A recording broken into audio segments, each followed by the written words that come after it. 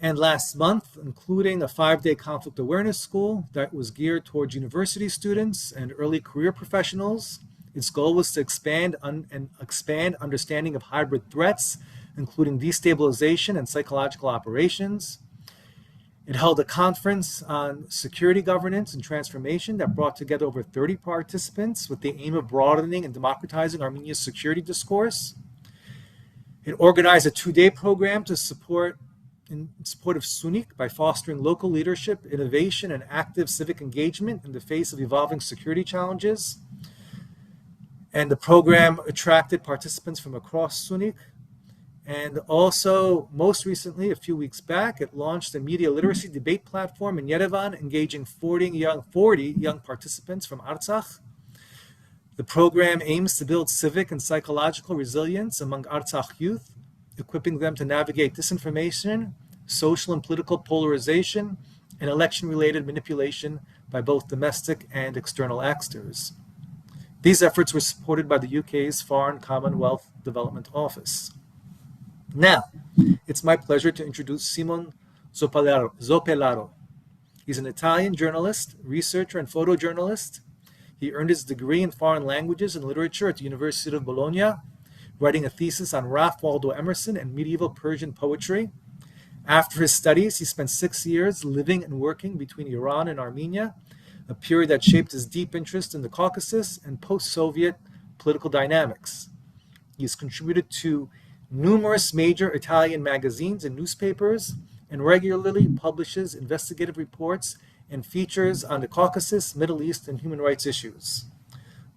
Simone is also an author. Among his books are Armenia Today, The Struggles and Challenges of a Living Nation. I think that was correctly translated from the Italian, Simone, yes? Yes. Yes, excellent. And The Genocide of the Yazidis. These were published in 2016 and 2017, respectively. In addition to his journalistic work, he engages as a researcher focused on themes of memory, disinformation, and human rights, contributing to broader discussions about history, conflict, and democracy. Thank you for being with us, Simone. It's my pleasure to be here. Thank you so much. Simone's investigative work sheds light on how Azerbaijan has engaged the Vatican and Italy in ways that go far beyond soft power. So let's begin by unpacking what he has discovered. Simone, if I may ask, if I can start with asking a question, about Azerbaijan's influence campaign at the Vatican. Your work has shown how the Vatican has developed unusually close ties with Azerbaijan. We consider it unusual, at least from an outsider's point of view. You may actually debunk that perception. And this has happened even as questions about human rights and cultural destruction remain unresolved. What, in your view, has driven this deepening of this relationship with the Holy See? Please. So, let's take the perspective of the Vatican. What is the Vatican interest in Azerbaijan? I would say 2 major points that are objective. First of all, they're finding a diplomatic space. The Catholic Church is not the Catholic Church of 50 years ago or centuries ago. It's still relevant, of course. We see it nowadays, but it's losing ground on a diplomatic level. And Azerbaijan and other post-Soviet states gave them a stage, a possibility to move and to expand their influence in a part of the world, of course, that was impossible to reach for them for many decades. It is the former Soviet Union, but also finding new linkings that would connect them to Turkey, a country that is always not so easy to deal with the Vatican, despite the recent travel of the Pope to Turkey. And this fact. Another fact is, I recollect in my investigations, a big number of projects that were sponsored by the Ali Foundation in the Vatican. Churches, restorations, libraries, frescoes, sculptures, huge number. And I could also expand with a couple of other projects, also what I wrote, because I found some other things. And the Halia Foundation gave a financial support that we can't exactly quantify, and I also can tell you technically why later. But of course, that's also another issue.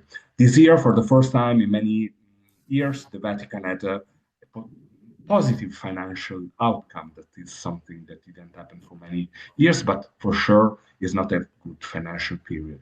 And of course, having a state like Azerbaijan that is willing to invest money is something that is positive. And this is from the perspective of the Vatican. From the perspective of Azerbaijan, it's pretty clear, I think. They are looking for a legitimation. First of all, as a so-called open country, religious tolerance, peace, the relationship with the Vatican, it's very important for their narrative. You know, they want to promote this narrative. We are very open, we respect all religions, we are for peace. And it's what they're asking to the Vatican. That's very clear. And in part, the Vatican is going on this direction.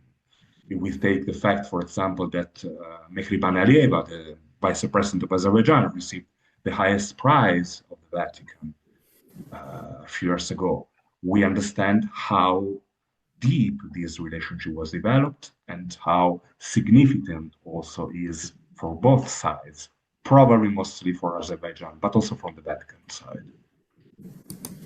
You mentioned that it's the quantitative relationship, the transactions, the donations. It's not that clear. It's not that transparent. It's a bit opaque. What is our understanding? It's very technical. It's very simple. Yeah. The Vatican is not a church like the other church. It's a state, and that's fundamental. So, for example, if these donations from the Ali Foundation would occur in Italy or in Germany, where I live, it will be very easy because they should make public state, democracy, what they received. But the Vatican is not transparent at all. I've asked to the Vatican, we have asked to the Vatican to explain how much money they got, but being a state, they are not transparent at all, and they will never technically be forced to do it. So we don't have an amount of money, we have just some traces of a few €100,000, but that certainly is more part of it. We could speculate it is much more, most probably it's much more, but we can't know how much is it. And this, of course, it's part of the story because they declare publicly that they make these projects, they announce, they make press release and everything, but they don't declare how much money is that. And that's very problematic from an ethical point of view. But they sell it, also from that perspective, as a collaboration for peace, dialogue between religions, and that's the narrative they try to promote from their sides. But it's not ethical at all. Do you come across individuals that feel uncomfortable with this relationship? Are there dissenting voices that you've come across? Absolutely, and that's very important to say also. I want also to say that I don't want to sound offensive for anyone. I know how much religion is important, I understand, and that's also a very important point. In the Catholic Church, there's a lot of beautiful people inside. And also many persons, including Armenians, are not Catholic Armenians, I say, they are not comfortable with this relationship. And I saw it especially during the Second Karabakh War. That's very, very clear. Major figures of the Catholic Church from the Armenian side didn't feel comfortable seeing the way the Vatican reacted to the ethnic cleansing, and after that also to the destruction and the rebranding, let's say, of the Armenian monuments that are now sold like not being Armenian. And that's something that we should absolutely consider. On the horizontal point of level, we should speak, I think, about two levels about the Catholic Church. We have a vertical point of view and we have a horizontal point of view. In the base of the Catholic Church, you have many different voices, and I think also many positive and empathetic figures and associations towards the Armenians, especially in that period. And we saw it also in Italy. But we have also a vertical point of view because, again, as a state, and it is a state, it's a vertical state with a clear hierarchy, with the Pope, with cardinals, and on that level, we saw a direction that was not exactly sympathetic to Armenia, and that's also objective, I would say, because the number of declarations we had during Second Karabakh War and also after were very weak, not so sympathetic from those cardinals, the Pope. Uh, Although we had some declarations, but it was not something that was meant to affect or to influence the diplomacy, and that was very clear, I would say. You mentioned cardinals, and in your writings, there's one cardinal, Gujrati, that appears quite often. What can you tell us about him? It's a very interesting figure because it's a very cultivated person. He knows Armenian, he knows very well Armenian. He's also an historian. He wrote publications and books about Armenian culture that are respected and also read and commented by many Armenians.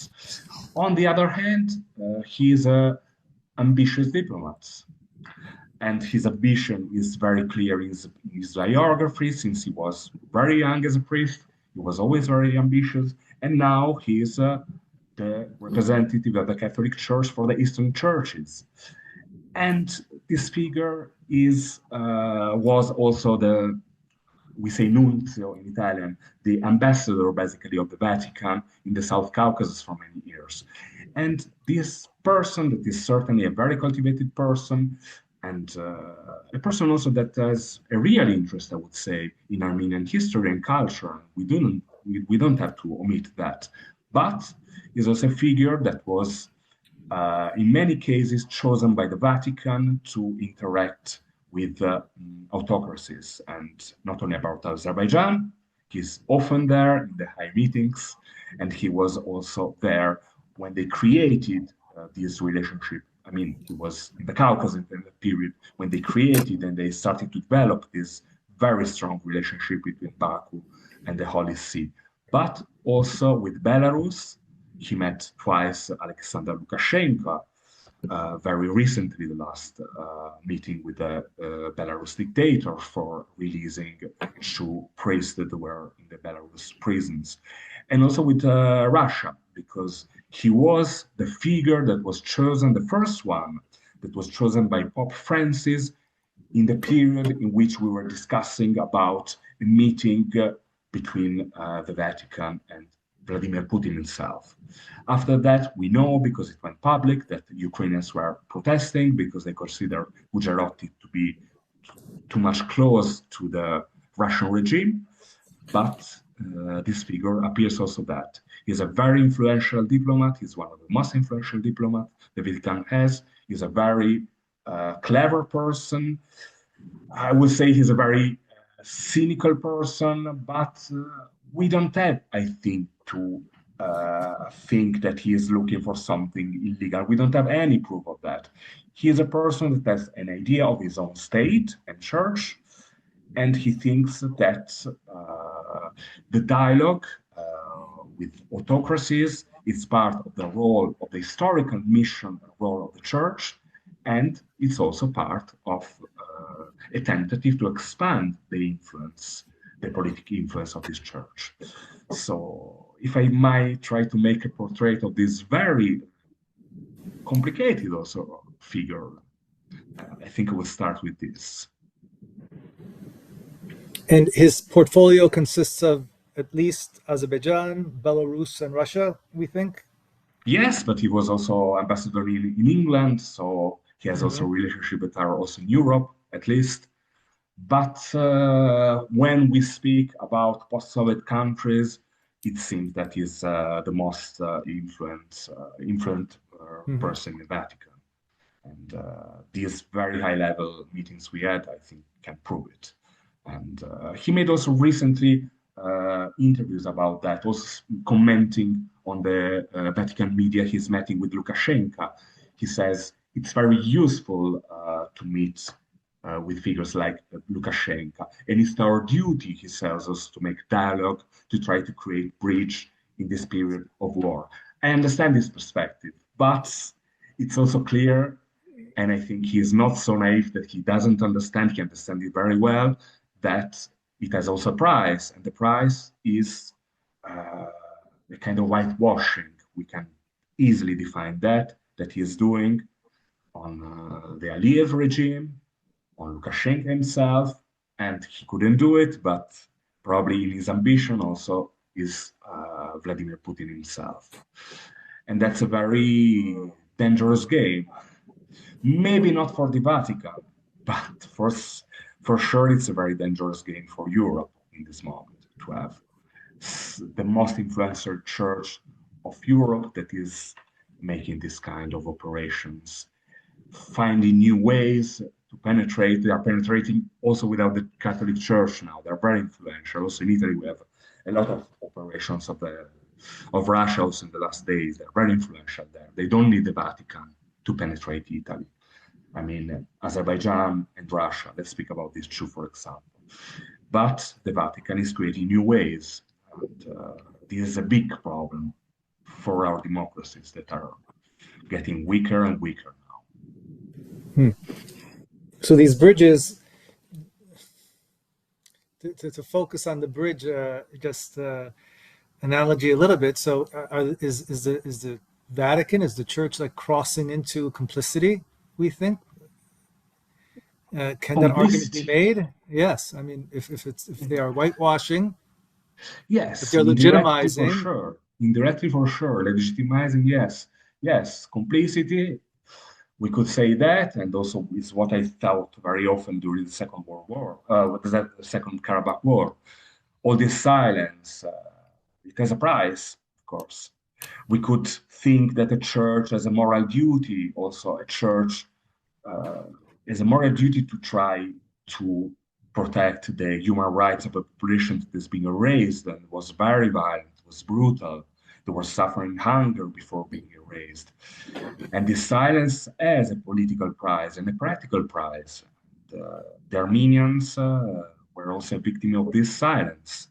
That was certainly not only the silence of the Vatican, it was the silence of many European countries, and not only, but it was also the silence of the Vatican. So yes, we could say yes, there is a complicity for sure. And what is Gujrati's relationship with Armenian Catholic clergy? Does he have any connection, responsibility? If he is responsible for Eastern Catholic churches, if I'm labeling it correctly, Yes. is there an Yes. element of God within the church's governance structure? Does he have a role with regard to the Armenian Catholic communities? Yes, he's a prefetto per le chiese orientali, so he is responsible for the Oriental churches, including the Catholic Armenian Church and other churches of the Middle East, for example, and he's responsible for that. And what's very interesting is that it happened recently, a couple of months ago. He had a huge conflict with the patriarch of the Catholic Armenians, Minassian, that I also interviewed and met in Yerevan. And there was a very violent political conflict in which, according to Valeria Giansoldati, that is one of the best journalists we have in Italy about the Vatican, he tried to replace the head of the Armenian Catholic Church. So yes, there is a conflict, and not only from him. I heard also from other Catholic Armenians that there are problems. There are problems in Venice, for example, because of the Venice. There are many places that are owned by the Catholic Church that are Armenians. There are conflicts there, and there are conflicts on many levels in this time. So yes, as I told you, there is this vertical dimension, but there is also this horizontal dimension, and there are many different voices about this. Definitely. Excellent. Thank you. With regard to the Vatican and Baku's Western Azerbaijan agenda, have we seen any of this discourse enter the Vatican's the Vatican's narrative at all? Is there any sense of that in terms of which gives us indication of perhaps how aggressive and how deep this relationship is? Yes, about the so-called Yeah, Western Azerbaijan, I yeah. didn't see much, but we saw different operations on another level that is also very dangerous. That is the one of the rebranding of Armenian monuments as Albanian in Karabakh. And on that level, we saw, for example, there was an exhibition in Warsaw, there was a conference in Rome, and there was also promotion of publications that were going on that direction. And it is something that hurted also many Catholics, and that produced also protest also from the academic point of view. We saw, I remember some months ago, a document was signed by many professors of Armenian studies in Europe that were protesting on that. So this is a dangerous game that Azerbaijan, probably with the help also with some helps in Russia, is trying to promote in Europe, and the Vatican, a part of the Vatican, is giving space to that narrative. And that narrative is very dangerous because not only we had an ethnic cleansing in Karabakh, but we have also the duty to try to protect an heritage that is now threatened, like the lives of many Armenians that were sent away from their land. It's a very sad story also because I've spent some months in Karabakh and I understand how much they are suffering now because to lose your land, to lose your monuments, to lose your cemeteries is a very painful one. In the silence of the Vatican, it was not total silence, but it was almost complete silence on that. Of course, it's hurting many persons. I understand it very well. They're right to be hurt. Okay. We do have a question with regard to other individuals that are involved in this ecosystem, Parolin and Gallagher. Yes, yes, for sure. There, Who are they? What is their role? yes, there are other figures of cardinals that appear very often in these meetings. Of course, not only Gujrati, and there are high-level diplomats again. On a high level, we can find many figures that are working on that direction. Again, if we think on a vertical point of view, with the Pope and the cardinals that are taking decisions, we find a unity on that. I mean, it's a strategy. Their relationship with Azerbaijan is nothing naive, is not part of an improvisation. It's part of a long strategy. And of course, we don't have just a figure like Gujarati, these diplomats. We have the decisions of many that go in that direction. We could also speak about the popes themselves. Pope Francis also was, for sure, going on this direction and promoting this relationship. If not, the Mehriban Alieva wouldn't have taken the biggest prize from the Vatican in that period. And there were meetings between Alieva and Pope Francis. Alieva and also the recent Pope received Alieva, and they are continuing also now to make projects with the Aliyev Foundation. So we could speak about many figures, but it is a decision, a vertical decision of the Vatican that goes in that direction. They want it, and they didn't give any clear sign of changing that direction, despite of the fact that, of course, many Catholics, and not only Armenians, are not comfortable with this. And that's clear, because I made a lot of interviews inside of the Vatican of people that are informed, Catholic persons that also are part of this church, and they don't feel comfortable in this, and they protest it. But again, it's a diplomatic decision. It's a strategy also, we can say about the Vatican. And this is not going to change any soon, I think. Okay. By the way, this last question came from Archbishop Vikan Kazian. Thank you. Yes. Thank you, Surpazan, for your question. So, with regard to Italy, let's say, and Italy's expanding role, it seems that Azerbaijan and Italy have also developed a closer relationship. where soft power, cultural, power, as well as economic leverage have come together. And now Italy is also sort of, could we say that Italy is also part of a gateway, a strategic gateway for Azeri ambitions in Europe? What are your Yes, thoughts? Yeah. absolutely, absolutely. That's very clear. And it's 11 years that I'm following South Caucasus politics, and I'm writing about that. And I could see how constantly Azerbaijan diplomacy is working on Italy and the Vatican, step by step, very carefully, with a lot of attention, with a lot of investments. And the result is there now. It's a huge work that they did, starting from a lower level, increasing the level of the figure that they can, I wouldn't say control, but at least have a dialogue with. Now they can speak with the Italian government on the highest level. 10 years ago, it was not like that. They were investing on figures on a lower level, small politicians, cultural persons, and stuff. And yes, Azerbaijan and Italy have a very close relationship, and Italy is fundamental for Azerbaijan. It's a fact of number. I mean, if we say, for example, that 57% of the export of oil of Azerbaijan, 57 goes just to Italy, 20% of gas, over 30% of the export of Azerbaijan goes to Italy, and it's increasing. We have this trans-Adriatic pipeline that takes the gas of Azerbaijan into Apulia in the south of Italy. And this is also increasing because they are um, thinking to expand the volume of gas in the following years that will go through this channel. And it's fundamental. Italy is fundamental for Azerbaijan. It is the first country that in Europe, for sure, in the European Union now, that they can influence, that they can have such a strong relationship.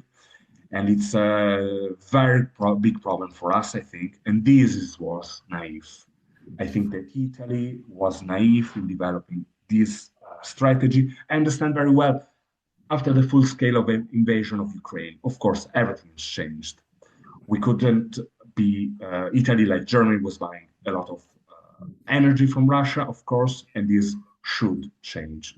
But the fact that we are again fueling another autocracy, it's not only immoral against Armenians, because of course, first point, it's immoral against Armenians, and we shouldn't forget, but it's also masochistic because it's not a strategy. I can see a strategy in the Vatican, it's cynical, it's part of a long tradition of a church that has always been a state. It's not a normal church, it's also a state. And that their way to deal with things that we find maybe not so modern and very cynical.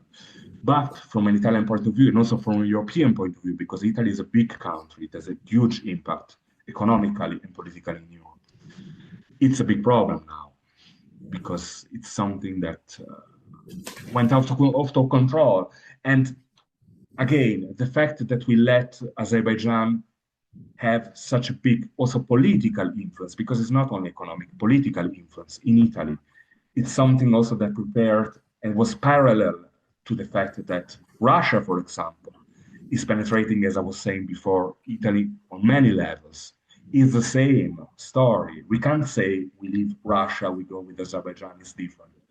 It's always the fact that we are living with these contradictions, we are living fueling autocracies that are eating democracies because we will not work to promote democracy in a moment in which democracies are getting weaker and weaker everywhere. Let's take Georgia, for example. Let's take many countries, Hungary. And this is something that I've criticized for many years, and I think it's a very bad strategy we had. And now it's kind of out of control because we are very dependent from Azerbaijan. They will not go back from it.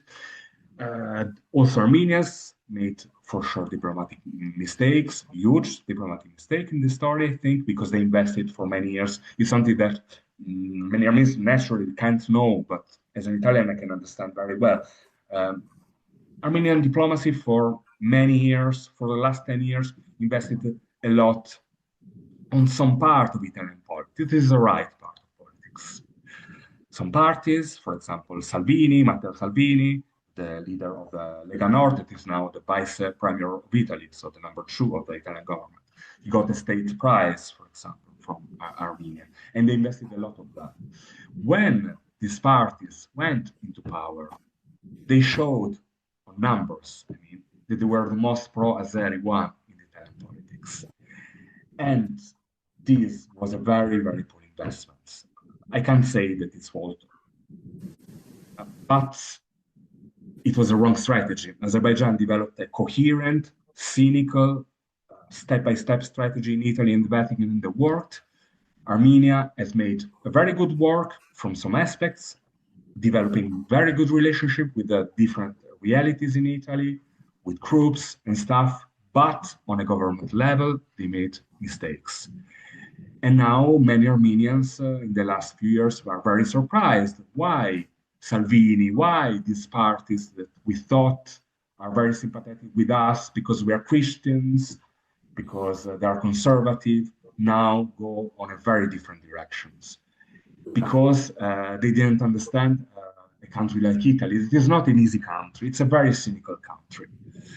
It's a country that is full of corruption. In this reason, it's very similar probably to post-Soviet countries, and that's also a reason we have this story probably. But it's a country that is very non-ideological in its approach to politics. We have Machiavelli, we have the country of Machiavelli, we have this kind of political thought, and you see it in the Vatican and you see it in Rome. We can't think they are naive. These guys are not naive. Maybe they made a mistake from Azerbaijan, not seeing a long perspective, and I say that, but what they say is not what they think, and that's very clear. And we saw it also in the case of Armenia and Azerbaijan very clearly. Now we have ministers of Italy, at least two of them that are very close to Baku. The relationships expanding day by day, we would say. Mm-hmm. And how does this expanding relationship, or does it, present a danger to Italy? In my opinion, yes. I told you why also, because again, cooperating so closely with the post-Soviet autocracy is something that is corroding our democracies. It's preparing the way for interactions that we have in Italy between Russia and Azerbaijan that find the same interest in many points of the agenda, working together. And it's something that is entering into a system, into a country that is a country with a huge problem with corruption and criminality. And that's a topic that, also speaking with other investigative journalists, we found often. When you speak about mafia in Italy, when you speak about post-Soviet countries, sometimes, and it's very difficult to track, but you see that there are interactions. And so, yes, that was a poor decision, I think. They wanted to be cynical. They thought, but they thought the same for Putin. No, in Italy, also in Germany. For many years, we thought, now we make business with Putin. In any case, making business will avoid any conflict. We live in an open world. This will continue very easily. It will not affect our democracies because we're strong. They're weak. We can influence them. They can't influence us. For many years, I heard these stories. We have soft powers. They don't have soft power. And now we see the opposite, because with their disinformation, they are entering, for example, the Italian culture is so much corrupted by Russia that it's very almost unbelievable in my opinion, but some of the figures are the same that are promoting also Azerbaijan agenda, even on a cultural level. So I think there was really masochism. They wanted to be cynical, they wanted to have an alternative to Russian gas, and it was good, of course, in some way. But again, we are entering a situation that is just making us weaker, and that's very clear, I think. And do you find that there, in your ecosystem, are there many journalists, policymakers who have a grasp in Rome of what's at stake here and the direction and the risks? And if so, in your discussions, do you get much resistance when you're presenting your point of view? Oh, that's a very interesting question about that. We have a lot of persons in Italy that know this story. Why they're not speaking about that? Because two reasons at least. Let's start with two reasons. One is it's not a big story, the South Caucasus in Italy. It's not part of the big conflicts. It's not Palestine-Israel. It's not Russian-Ukraine. It's not something that you can develop as a career. We have to be also very practical. I mean, on another level, there is a fact that, as I told you, Azerbaijan is very influential in Italy. So, if you cover human rights issues about Azerbaijan, for example, you are constantly being attacked.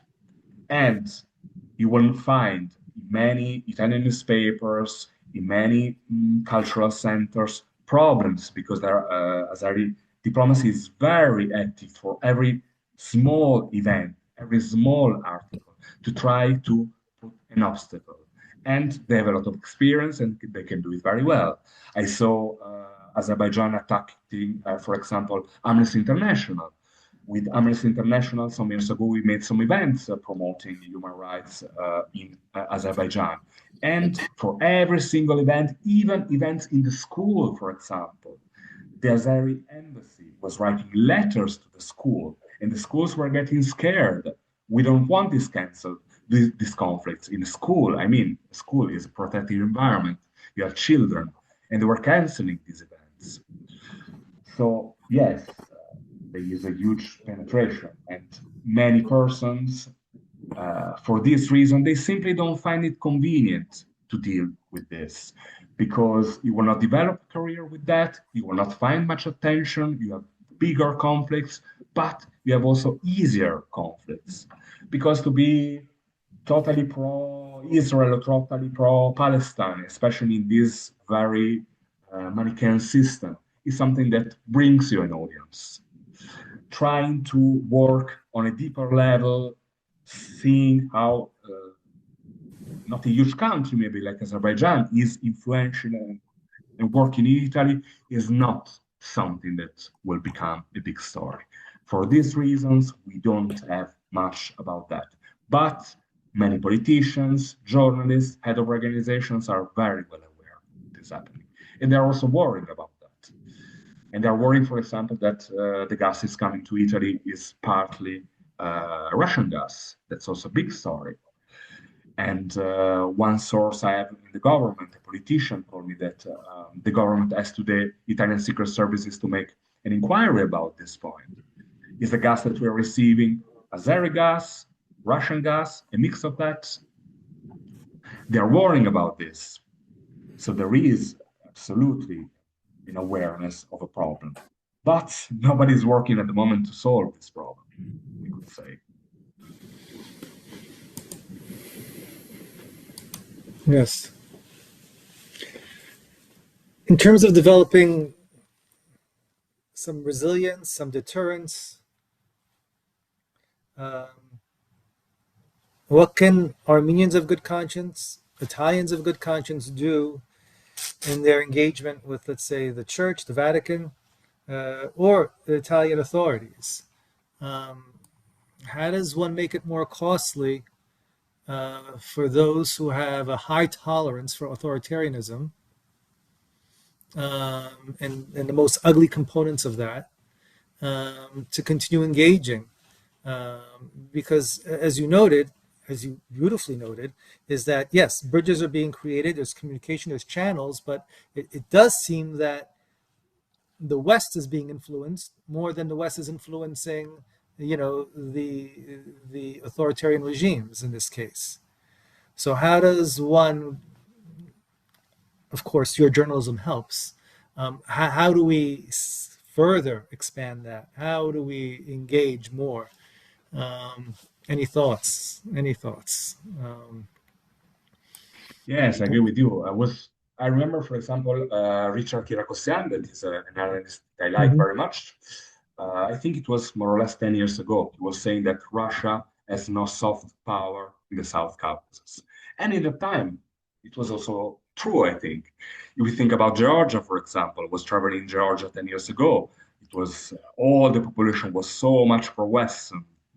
All of them were watching Europe, the US. It was something very important for them, for everyone. It was big enthusiasm, I could say, of being pro-Western. And Russia was not able to enter in that system. Now we see, I agree with you totally. Now we see a very big change in that. So we see an influence that is coming from autocracies into the West that is probably stronger than what we can do to influence that. And that's growing, that's big factor. It's also a technical factor. Technologies, social medias are certainly a factor, but not only that. There are big contradictions. And also one reason that I think, especially for the states, for Italy, Germany, let's take these two states, for example, is not a good thing to expand the relationship with Azerbaijan. I mean, it's weakening our narrative. We pretend to be always the good guys that take always care of the human rights, and we are always on the good side of history. That's totally fake, I mean, but that's what we are promoting as democracies. How can we justify that continuing to deal with autocracies like Azerbaijan? It doesn't work. It's a contradiction. A country like Russia is promoting a narrative that is cynical. They're not saying we are the good guys. They're not saying we are perfect and stuff. Their narrative is more solid than ours now. Now our narrative is very fragile, full of contradictions, weakened. No, that's not good at all. To go to your question, I think it's a very good and difficult question because it's not easy to give an answer to that. But I No. think unity is a big point. It's also something that is making me sad, like person observing Armenia for 15 years. It's 15 years I'm going every year to Armenia. After the Second Karabakh War, I saw a very divided society, and I continue to see a very divided society. And that's something that makes me sad because this makes all the big enemies, because they are big, these enemies that Armenia has, stronger. And I think despite all the differences, that are also religious differences, unfortunately now also in Armenia, it's important to find a unity, not only for Armenia, for our societies in Italy, in Germany. We should find a unity inside our societies, and we should create positive bridges between our societies, like we are also doing today, trying to develop a dialogue and to say we are on the same side of history. It is not the perfect guys. No, none of us is perfect, probably, but we are really trying to save our future, the democracy, and the possibility to choose our future, because it's that we are risking to lose. Armenia, of course, is on the front line of that. I understand that it's very risky for Armenia. They can lose their future very easily because now this division is splitting the society, and the neighbors are very aggressive and very strong. But also for Europe, we should be able to create a different environment, because if we continue to fight against ourselves, we will not have many chances. And we really need now unity and to find a synthesis that I believe there is. Our future, the possibility to choose our future. That's something that we should do, absolutely. Thank you, Simone. Simone, you mentioned, and this is a question that's being also coming up from the audience, with regard to the lack of unity, the fragmentation, the fractures we're seeing right now in Armenian society, which is being exasperated by the prosecution of Armenian clergy. And do we think at all that the Catholic Church or Azerbaijan as a role, is playing a role or influencing this dynamic? Is there any Absolutely. sign of it? Absolutely. I think they are divided and Okay. divide and rule. It's a very old strategy that Romans were promoting to conquer new territories and that the British Empire was promoting too in their colonies. You divide and rule. Okay. So absolutely, yes. If I might take another historical example, let's take Italy. In the middle of the 19th century, when Italy was created, it was created with a huge conflict of the Catholic Church between the church and the state. It's not something that outside Italy is very often discussed, but it's fundamental for history of Italy. Yes. Because Italy destroyed the state of the Vatican that was reduced to a quarter of Rome, and the Catholic Church said, we don't recognize at all the Italian state. And this is a period that continued until fascism. It was Benito Mussolini that found for the first time in the history of the Italian state, it is a recent state, our history is maybe long, but the state is young. Mhm. He found a collaboration with the Catholic Church that took to a dictatorship. And that's something that when I think about Armenia in this moment, I'm afraid that something like that could happen. Because if you divide, again, a society, also on something that is very sensitive, because I respect religious persons, it's very important for their identity. It's not something that is, what I like, which product I like. It's something that is part of their soul. And when you start to hurt that part of a person, this person become aggressive. And we saw it in Italy because Italian democracy was fucked for the first time, sorry for the word, but also because we weren't able to find a solution and the state was very aggressive against the church and the church was very aggressive against the state. And that's something that is always very dangerous, I think. May I ask you about the Russian Orthodox Church um, and its relationship with Baku and its the strategic component to that relationship? Oh, that's another next. Please be sorry. No, please, please, please go ahead. I'm not an expert about that. I can't tell you exactly what is the strategy of the Orthodox Church, although I could say something about the Orthodox Church and the Vatican. That's also very interesting, but that's another topic. About that, yes, there are moments and which we saw a common narrative. As I told you before, for the narrative of the Albanian churches in Karabakh, for that.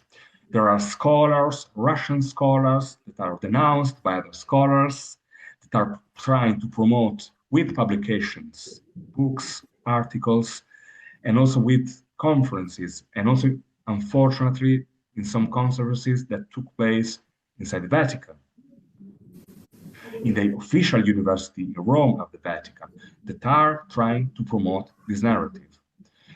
And in this, I spoke with some experts that are real experts like me on the history of the Orthodox Church and its relationship that told me, yes, this is a part of a strategy. The Orthodox Church is collaborating to promote this narrative because they have their own interest and they are trying to promote something together. So yes, in my experience, I saw moments that took to that direction, and yes, I think that's likely to have a scenario like that. Also, we could speak about the penetration of the relationship between the Russian Orthodox Church and the Vatican. But again, there are documents that speak. It's not important what I think. If we take the document that Pope Francis and the Patriarch Kirill signed in Cuba between the two churches, it's a document. It is, go and read it online. I quote it very often also because it's a document. If you go and read these points, you see how also these points are political. And this is part of a strategy of both churches that was before 2022. That's true. But it's part of a strategy that these two churches are promoting until now. Now, with more difficulties, of course, because the full-scale invasion made much more difficult to go in that direction. But I mean, I told you a few days ago, this cardinal met with Lukashenko. So they didn't put aside this strategy. It's still part of a project that It's for sure considered. So yes, there are many movements also on in the direction of the churches that are also political. That's for sure. We have a question from the audience. To what extent can Italy realistically influence the EU's overall stance towards Azerbaijan? In particular, is it feasible for Italy to shift attitudes when key member states, especially France, hold significantly different and more influential positions? And they're balancing, unfortunately, for example, France. France went, and that's correct, in a different direction. I would say a bit too late. It would be nice if they've done maybe before the Second War, but okay, it's positive in any case. I think it's positive and it's also fair because it's to take responsibility of a disaster. Because again, the Second Karabakh War was not only an Armenian disaster; it was a European disaster, in my opinion, at least, because it showed that as Europeans we are not able to avoid conflicts in a space that is Europe culturally, because Armenia, the South Caucasus in general, is Europe. Not only we are not able to protect minorities, that is something that is very important for our narrative, and I hope also for our ideas as Europeans, because we made the Shoah, we made horrible things with minorities, and now we pretend to be the good guys that are always caring about minorities. We didn't do it for Karabakh, and that's a huge mistake we've done. So yes, unfortunately, I think Italy is balancing. France is balancing also some movements that a part of German politics made in the direction of Armenia were just movements. It was not something like France. They didn't do so much concrete, but Italy has the leverage inside the European Union to have an influence because probably the third state after France and Germany, from economic point of view, from diplomatic point of view, and Italy, Hungary also, they are balancing the sympathy that a part of European politics, thanks God, had for Armenia, especially after the Second Karabakh War. But in the name of gas, in the name of economics, Italy is making much more difficult to have that. I made an article also that I think it's relevant, not because of my article, because of what I found. In Europe, we made, after the Second Karabakh War, and that it's positive, a lot of resolutions condemning the ethnic cleansing. The European Parliament made at least 2 resolutions that named that, and it's very positive, I think, ethnic cleansing. For the prisoners, the Azeri prisoners that are now in the prisons because students, researchers, politicians, the Armenian hostages that are now in the prisons of Baku. There are plenty of documents that have been done on a European level and by member states, but no leverage. And again, we go back to the first point. Of course, it's something that is bad for Karabakh Armenians, for the hostages that are in a horrible situation. I mean, how can you be judged by a dictator? It's not possible. It's not fair at all. They shouldn't be there at all. They're political prisoners, in my opinion. But also for us, because we show to the world that what we promote is ideals. We are the good guys again. We Europeans are the good guys. We always say that. It's not true, unfortunately. I would like that it's true, but it's not true. Because we just speak, but we don't try any leverage in that direction. Because, okay, now we are weak as Europeans, but we are not that weak. We can have an influence. And they don't want to have an influence on that. They don't make real pressure on that. Instead, they buy more gas, more oil. So yes, Italy has a negative impact in that. We see it.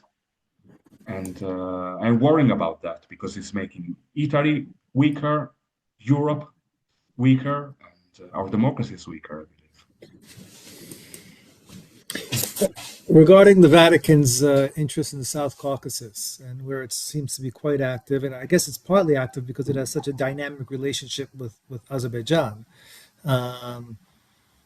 Does this go beyond to any of the other Turkic states, Central Asian republics? Do we see a relationship there as well, or no? I don't know much about Central Asia. For sure, we saw a Vatican that was interested, for example, in China. For them, again, Mm-hmm. the post-Soviet countries are a bridge to try to reach China. That is a goal that the Catholic Church has, and we have also to consider. So yes, potentially yes. But for sure, they're ambitious. I mean, it's etymological. The Catholic Church means universal. So the role that that Catholic Church thinks they have is to be universal. Every state, every community, every country. That's the reason also for travels of popes. All the popes are traveling the world because they Mm-hmm. want to show again they are not a national church, they're not a European church, they're not a Western church, they're a universal church. So for sure, the post-Soviet countries and the post-socialist one, and the socialist one like China also, are a big dream of the Catholic Church. They worked a lot with Cuba on a very different level, for example, developing a strong relationship there. And they are, of course, willing to work with every country in that direction. And if I may add something, because I don't want to be really unfair, for example, when I was it came to my mind, it's a bit off topic, but I think it's also relevant for the audience. When I was filming a documentary in Armenia after the Second War, I saw, for example, the Caritas and the Catholic Armenians that were really helpful, trying to help Karabakh refugees. And that's also positive. I mean, I don't want to paint to make anyone the bad guy.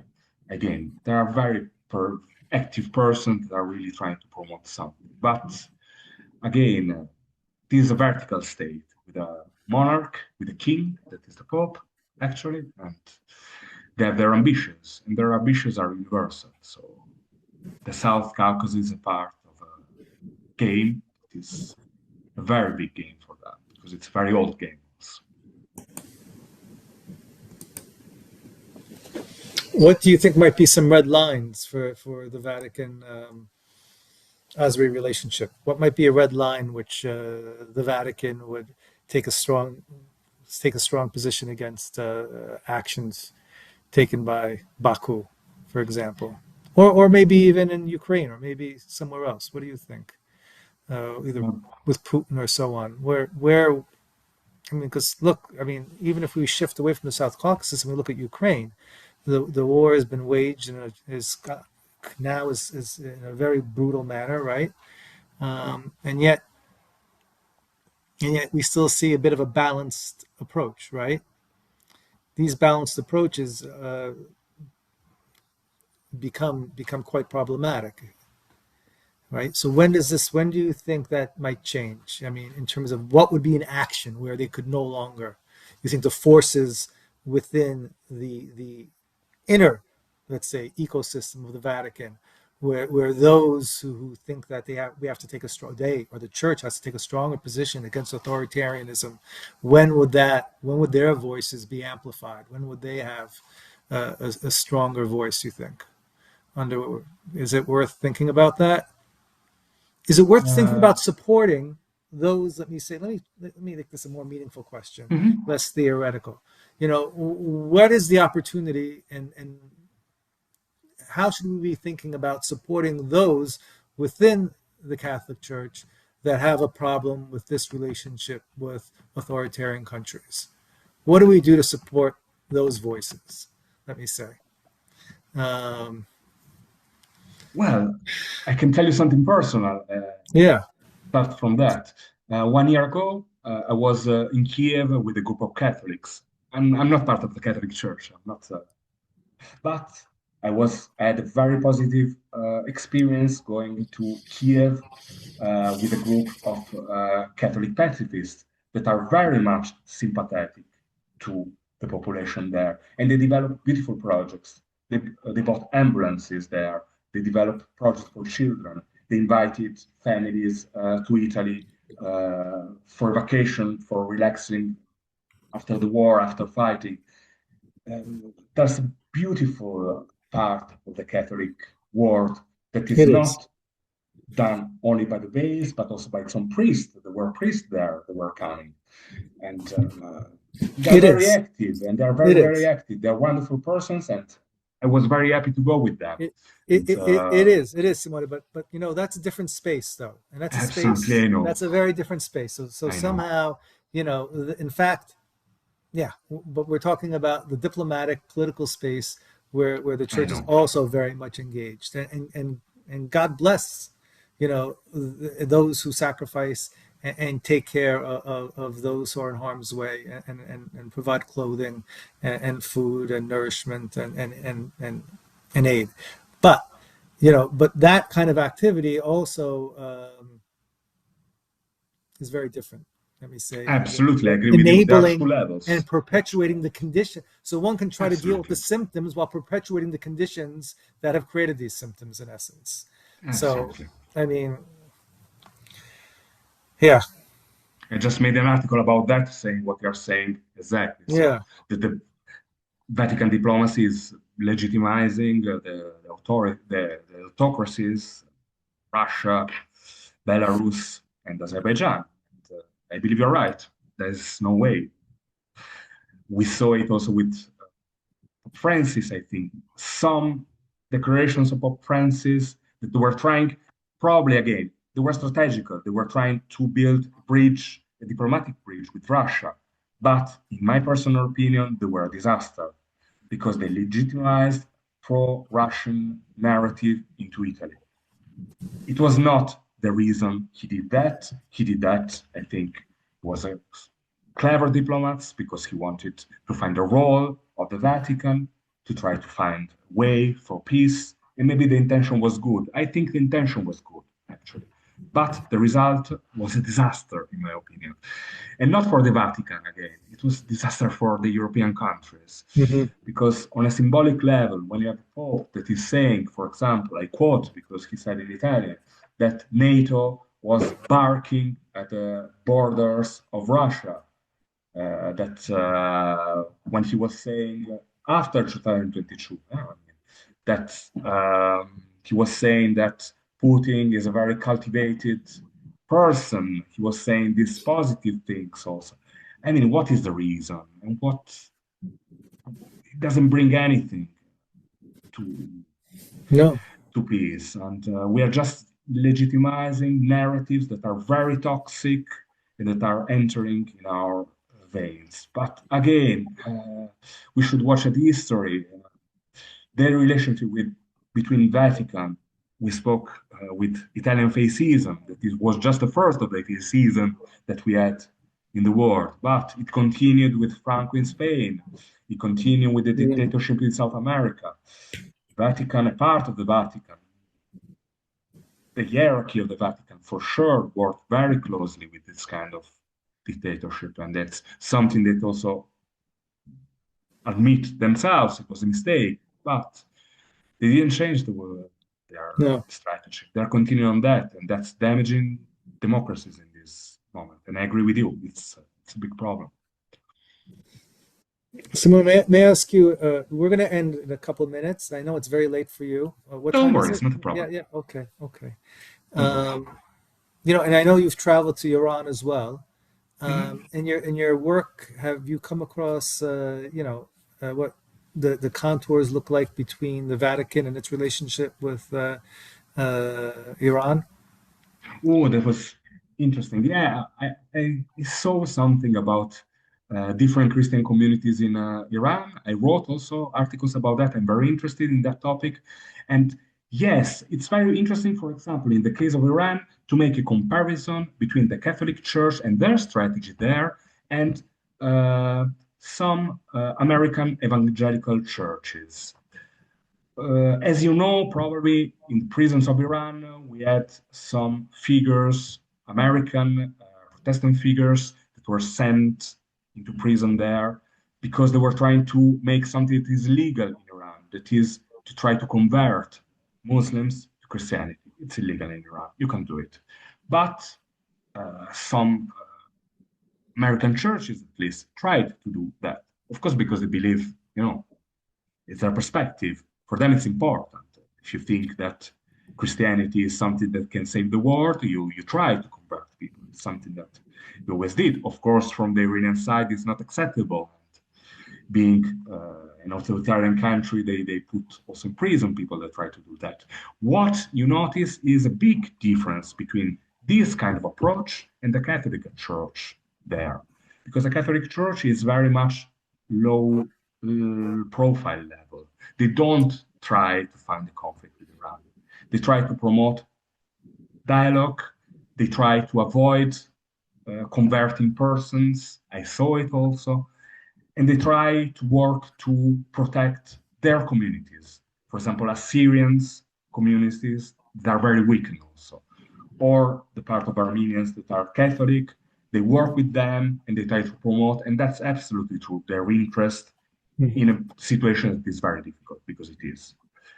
But again, they're for sure not trying to develop any conflict or to try to criticize the government or the regime more exactly because of their human rights agenda. That's not something that the Vatican like to promote in any situation. So it's very interesting, I think, to compare these two different Christian approaches, a more missionary one and the one of the Catholicism that is not at all trying to go in that direction. Realpolitik, low level, and to be concrete and try to save what they have and to take care of the persons that are part of that church, but not to expand and not to enter into any conflict. That's something that you notice, and I think it's very interesting also. Thank you, Simone. Simone, I mean, do you see the questions in the chat? Yes, but there are many. I'd Yes. like to give you a chance because some of them are similar, but if there are any that really stand out to you that you would like to answer in the remaining 2 or 3 minutes, if there's any one, I'd like to give you that chance. Many are similar. Okay, I'm sorry, but the elephant in the room. Okay, one is against Trump. Okay. How is now the stronger voice of morality and democracy in Europe? I think I gave an answer to that. I think so. We are not able to answer to Trump. We are not able to answer to Putin. We are not even able to answer to Aliyev or Erdogan in this moment, I think. We are just, it's a very, I think the majority of our audience is not living in Europe. I live in Europe. I'm living in Germany. That is probably the more fragile now situation, paradoxically, because a few years ago it was the opposite. Now it's the most fragile situation we have in Europe.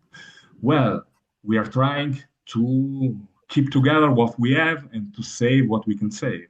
We are not absolutely now to be able to be a strong voice of anything, I would say, because our contradictions are big, our divisions are huge, also in Germany. Germany is not too far, it's not far from Armenia now. I would say it's very similar. The division we have in German society now, it's very similar to the division we have in the Armenian society, political. AfD and the other parties, one against the other, no compromise, no possibility to comparison, to compromise, no possibility to dialogue even. We can't have a dialogue now. In this situation, we are not, we maybe pretend to be voice of morality and democracy, but we are just trying to save what we can save. I would say it's sad, but that's the reality. I can say another question that I think it's interesting. Also, I can't even read all of them probably, but I'm just starting from, I say sorry if I don't give an answer to everyone. I think I'm sure that they are very interesting. But do you think Turkey is playing a part in helping Azeris promote themselves and facilitating their efforts to gain influence within Europe? Yes, that's another point that we didn't touch. That's for sure true. Turkey is and was influential in Italy and in part also in the Vatican. We saw the visit also a few days ago. So yes, Azerbaijan for sure learned from them and they enter into a country using the context of Turkey. So Azerbaijan, for sure, had an advantage, and also in Germany. But I don't think in any way, if I may say, I don't think we should ever underestimate Azerbaijan in terms of its ability to cultivate Absolutely. these relationships and use these I agree with you. relationships. I They agree seem with to you. do it exponentially, exponentially better than even Turkey does. I agree with you, but if we go back in time, for example, Hmm. 15 years ago, it was a different situation. Absolutely. They Absolutely. learned, and they learned, as I told you, they learned very well, and they're working extremely well. They figured it out. Because, yes, in Italy, you see how they work extremely well. A lot of publications, a lot of cultural Yeah. centers, a lot of books, a lot of uh, more practical things, Yeah. a lot of relationship they developed on many levels. And that was a very Yeah. careful work. And yes, at the beginning, I think it was an advantage to have the help of Turkey. Now I agree with you. They have their own agenda, and Yeah. And they they have an can work agenda. And it's an absolutely, aggressive agenda absolutely, absolutely. as it pertains to Armenia. Yes. You know. Well, Simone, I think we're going to end it on that. Unless there is, Okay. unless there's one. Please, actually, I cut. Look, if there's something else that you want to answer, I, I will let you decide. You're the one who I think it must be 1 in the morning, not Don't worry, not don't worry. nine. No, no, no, it's just Okay. half one. Half Well, you've one. been very gracious. Thank you. Estimate how much. Oh, they're asking me how much money Azerbaijan spends on influence in Italy. Well, it's not easy to quantify at all, but I can Yeah. tell you that's a lot of money. And that's a lot of money that they spent well, because not necessarily the two things go together. It's a lot of money Mhm. that they invested. I can tell you, for example, uh, different Italian universities took money from Azerbaijan. Azerbaijan paid for having persons that were teaching Azeri language, Azeri culture, and to promote their agenda in different Mhm. universities in Italy. Mhm. They entered into the academic world, for example, Mhm. and they invested money on that. They invested money on publication and publishing houses. They created small cultural centers, even in the province in Italy. And yes, absolutely, they invested a lot of money. And they invested a lot of money that is not easy to understand in a country that has huge amount of corruption. And again, it's something that we don't have to underevaluate that. When the Soviet Union collapsed, as you know better than me, corruption was very strong, as it is now in many countries. When post-COVID Soviet countries entered into a system like Italy, they found something that was somehow familiar. Because Italy is, yes, is a democracy, but it's a democracy that has an amount of corruption that is not comparable to other democracies we have. Corruption is systematic in Italy. Corruption is everywhere in Italy. So when they entered there, they found something familiar and they started to work well in a system that was welcoming that feature of corruption. So it's a big topic, but and it's difficult also to trace because it goes into mafia, it goes into many levels, not only mafia, it goes into the politics. Italian politics has always been one of the most corrupted in the West. They found possibility to develop, and they did develop Mhm. a huge net with that. So yes, for sure they invested a lot of money, but I think from their perspective, they spent well their money because they got a lot. And I saw it. I mean, I repeat, in the last 11 years, I saw it growing year by year. 11 Yeah. years ago, they were going on a much lower level. Now it's much bigger.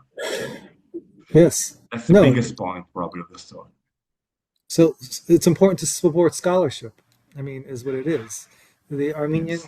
Both organizations that have sponsored tonight's talk are involved in research. NAASR, has given, as I noted at the beginning of this talk, maybe 56 grants this year.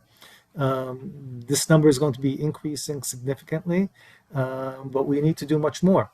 So I would encourage during this giving season when you receive an email from either ISA or NAASR to support it, because we have to counter the investments being made by malign forces with strong scholarship that represents just honest intellectual examination of issues, and that needs, and this can happen, um,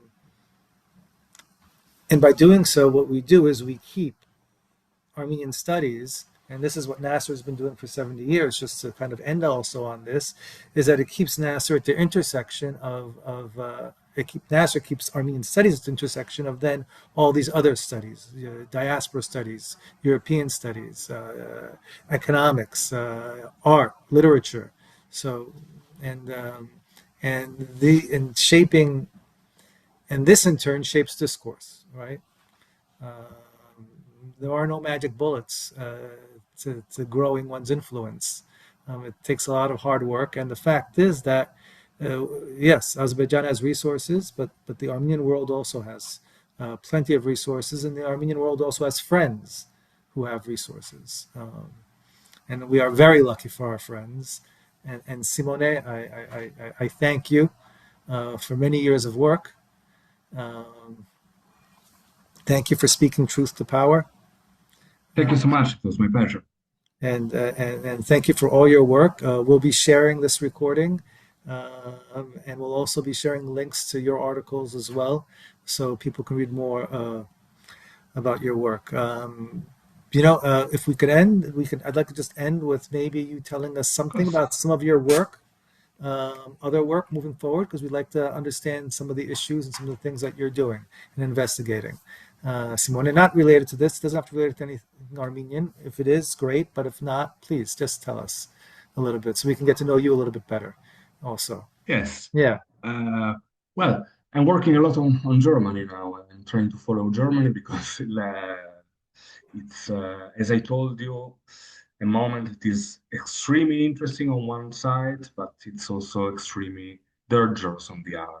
I follow that, and I continue to follow Eastern Europe and the South Caucasus too. I'm also interested in Georgia. For example, tomorrow I will write an article about Georgia.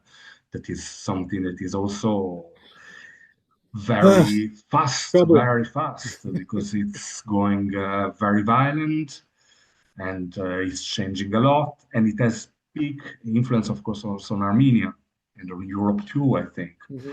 because once they can change Georgia into a stable regime, and they're going very close to that, are they stopping there? And Armenia will be surrounded by another regime?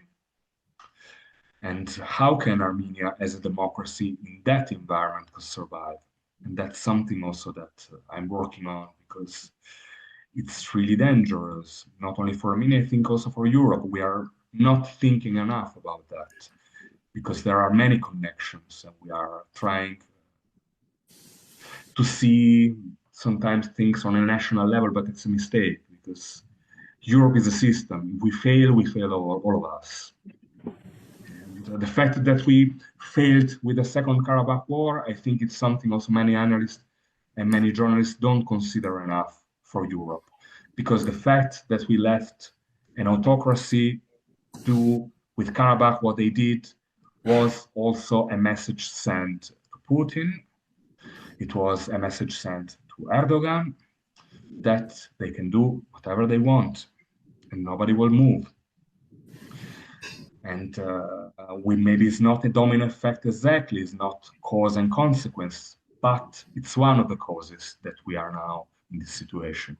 If I always say, if we really, as Europeans, worked on Karabakh with a real engagement, not with narratives saying nothing like we did for many years, we could have a chance to find a solution that was permitting this person to live in their house. It was nothing else, live in their villages, in their towns.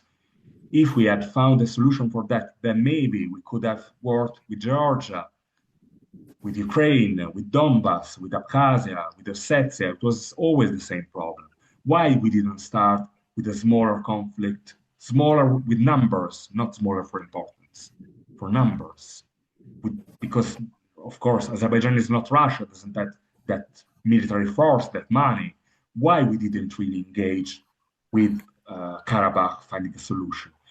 That would be, possibility we had to avoid this situation. And I think many persons are ignoring that. So to say, Yes. I'm avoiding Well, your question, but thank you.